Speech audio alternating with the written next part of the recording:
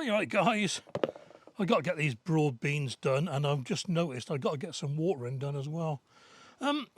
Yeah, the broad beans. What are these? Double Gloucester, no. Gloucester Bounty. I've had these for a couple of years now. To be honest, they're one of the better things, maybe the only good thing, that I've had from the Heritage Seed Library. I've given up the membership now. They started selling, or they started offering to members, seeds that they claimed were heritage that are commercially available. So I thought, what's the bloody point of paying all that money to buy stuff I can buy in a garden centre for 99p? So I give up anyway. Yeah, so these are Gloucester Bounty. I'll save a few. I've got more on the plot actually. I've just picked the largest pods at the moment. And they look pretty good. I'll just save, I don't know, a dozen seeds. Like I did last year.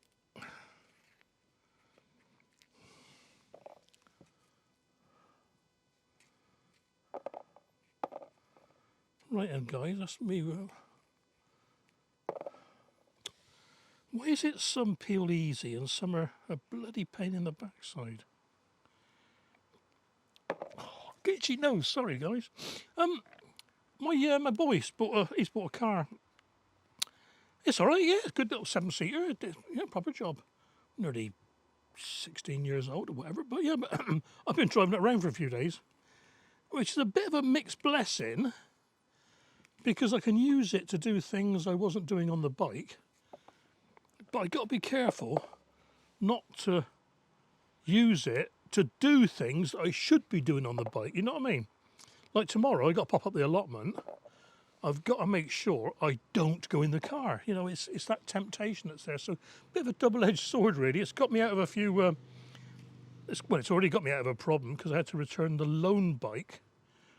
I borrowed a bike from a scheme in Stroud, Gloucestershire County Council, where you can hire a bike. This one, it may sound dear, 70 quid a month, but there's no loss because you don't get the money back, but you get £70 worth of vouchers to spend on bicycle parts in any bike shop in Gloucestershire. So I've got that. In fact, I donated half of it to the scheme, so I just took 35 quid. Brilliant scheme. And the bike was good. I loved the bike, but it was the wrong bike for me. So anyway, so what I was saying, bonus having the car, before he bought the car, I bought a train ticket. Now, I don't know if you know, but to take a bike on a train, a non-foldable bike, you need to book a slot for the bike. And it's because only the big trains, the long, big, fast trains, they have bike racks. And there's only usually 2 on the whole train, 2 spaces. So I had to book, diverting a bit, you can't get from Cam to Stroud on one train. You've got to go to Gloucester, change trains, and then you go up the way and you come down the way. I'll do it your way. Got to go up the way and down the way. So that's the Gloucester to Bristol line. That's the Gloucester to London line. Yes, I bought the ticket. It's only 6 quid. And Kyle, my son, he said to me, well, I'll leave the car here. I said, well, I'm not going to use it. I don't think I'll use it. I'm going to get the train. So I bought the ticket. Oh, I'll leave it here anyway. Lucky he did. And I'd already planned to use the car, to be fair. But an hour before I travelled, I got a message from Trainline. The train's been cancelled. So I wouldn't have got the bike back. And if I ain't got the bike back, it's 20 quid a day excess hire fee. So brilliant. Yeah, thank you, Kyle. It's, what is it? Ford Galaxy S-Max Turbo thingy Z-Tech 7-seater. It's all right, actually. The reason it's here is he works away for a solar panel company, and he's often down the south coast and stuff like that, you know.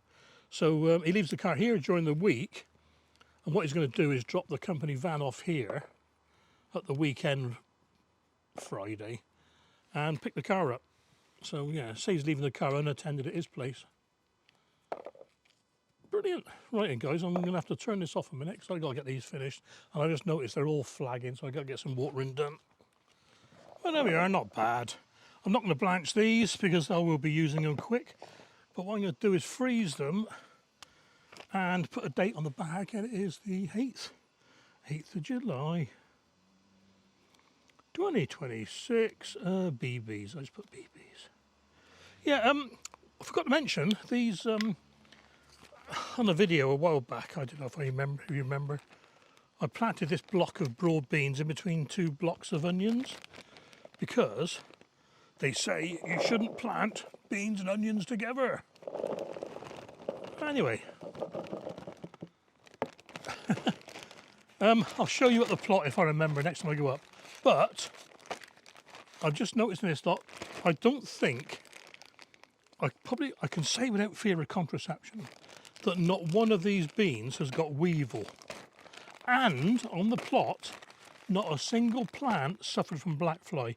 And yet my plot neighbour, his broad beans are only 15 foot away maybe, totally covered in black fly. So maybe the onion scent deters the black fly and the bean weevil. That's it for now. Hey, look, I watered that in between half of these pods. That sprung back straight away, look. Brilliant. I've got to get these planted actually. I've got a bit of a dilemma at the plot. Someone is eating my straw bales. Someone is digging away at my straw bales. I've got enough rough idea what it is and I'll update you on that. So catch you soon. I get in before my head burns. Alright guys, I hinted earlier on in the video that someone's been digging away at my straw bales. Now that's an example of it there, but I've covered that one over. Still don't understand why the squash have disappeared. Well, I think one's hiding under there. So I need to replant that. But let's walk up here a minute. And this is the worst bit here. And I've got to admit, it's not so bad today, but something has been eaten away at my bales. In fact, here, look, it's very hard to make out, but the whole corner's missing.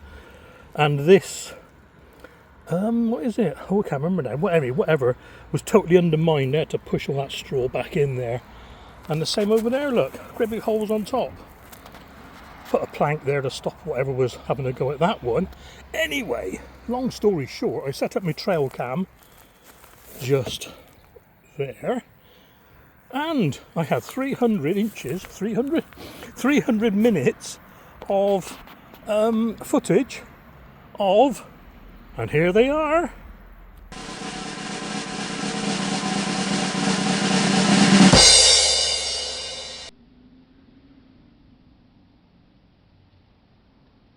Blackbirds having a whale of time in the side of the bales, and they're never really touching the top, so I don't know where that hole came from on the top. But yeah, well, I say 300 minutes of footage, about 270 of it was from the cucurbits wafting around in the breeze. The camera's a little bit too sensitive. There must be something really tasty in those bales. I'm guessing it's worms, because the way they're picking that straw and throwing it all over the place, there's definitely something in there. Oh look, photobombed, there he is. Here she is, sorry. Yep, straight back to the same spot. And on all of the bales, it's always the same spot.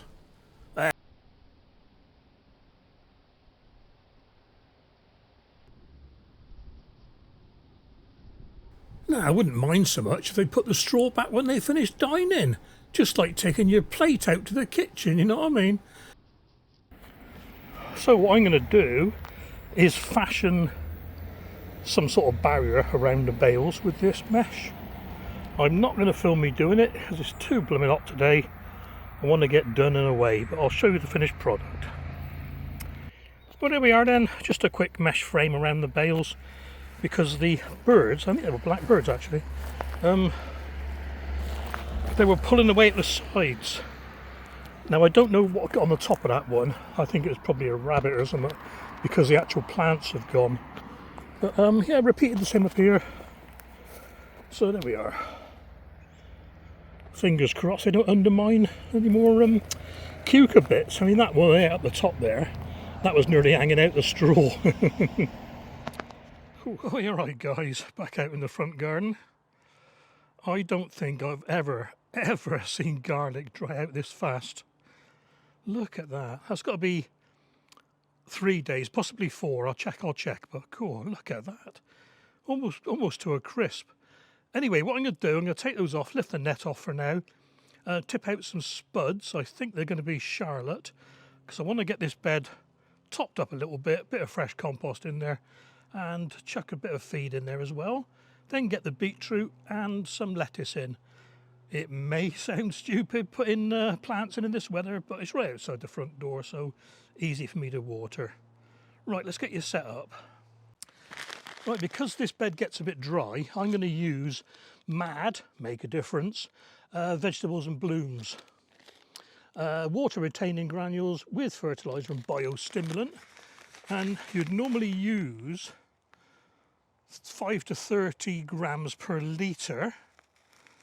This treats up to 70 litres. Well, that's massive, so I'm going to use the whole bag. And because it's supposed to be sort of a few centimetres deep, that's why I'm putting it on now before I tip my potatoes out. But I'll give this a bit of a stirring in anyway. Here we are. Yeah, give it a... So a lot of it's gone down below the surface anyway, look, so... Yeah. I think I will pick out what potatoes I do find.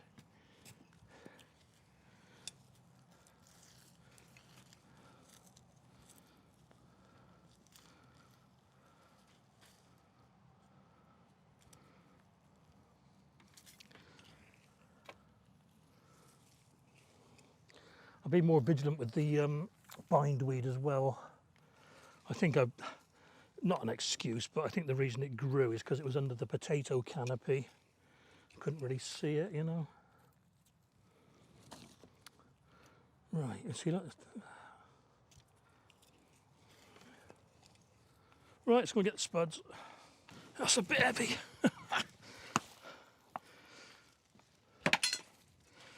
And where are we? Where's the label? There it is. In Charlotte, planted on the 19th of the 4th. 19th of April, so they're just going over a bit now. Look, the leaves are yellowing. I put some there for you to see. Yeah, I haven't grown potatoes in pots properly for a while, and I forgot how blooming awkward they are to water. Right, that's what we got, eh? Fingers crossed, guys. I'll tell you what I'll do, I'll put them in there for now.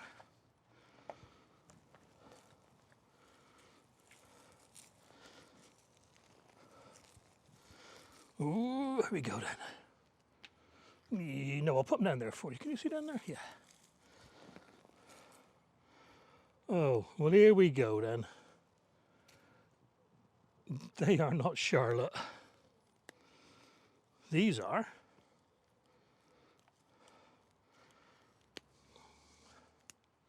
Right, I'm not getting this at all. I don't know what's gone wrong this year. How can there be these little red ones in there? Fresh compost. And the potatoes came from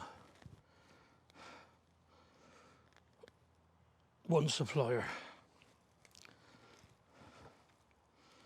Oh, I don't know. Well, that's a pretty disappointing harvest as well, actually. Oh, there's a worm. Get in there. Get in the ground, boy. So there we are. That's from one Charlotte and one something else, but I don't know what they are. This will be a potato bed of mixed plants, mixed varieties. Yeah, that'll do. I was going to put a mint in, but I've got plenty of mint in the back garden, so I'll leave that. Now these are, like I said, a Sarout RZ lettuce. Quite tasty, actually. Tarragon, Russian tarragon, because French tarragon can only propagate from cuttings. I'll give this a good drenching. Look, brilliant. Parsley, I love parsley. Sorry, I love flat leaf parsley. Right in hand, the last one of these. I'm using the trowel for this. Sort of, right. I've said it before, but these RZ lettuce, they're actually brilliant. They are really, really good. Right in, beetroot. 2 types of beetroot. Just make sure it says Boulder. Yeah. So what's that? 2 rows of 4 then. And lettuce and beetroot are good companions. So that's a bonus as well. There we are then.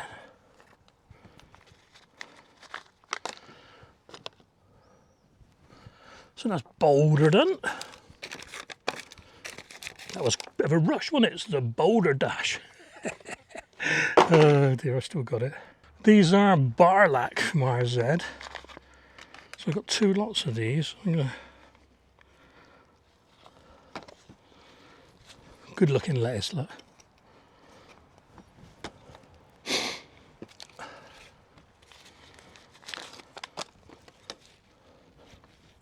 Two rows of Touchstone.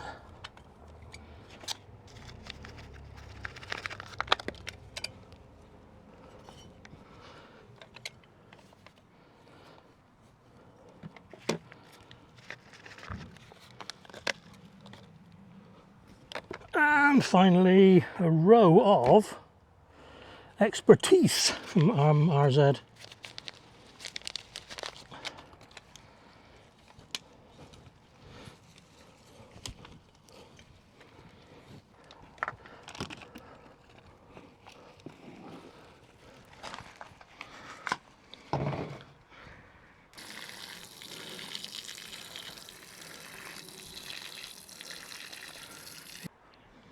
And there we have it. May seem like a daft time of the day to do this sort of planting, but they had to go out. You saw how big they were in the pots. They wouldn't have lasted much longer. And like I said, they're right by the front door, so no problem with watering. Anti-cat measures installed. Catch you soon, guys. Well, you're right, guys. The plot, stupid o'clock. Well, 8 o'clock.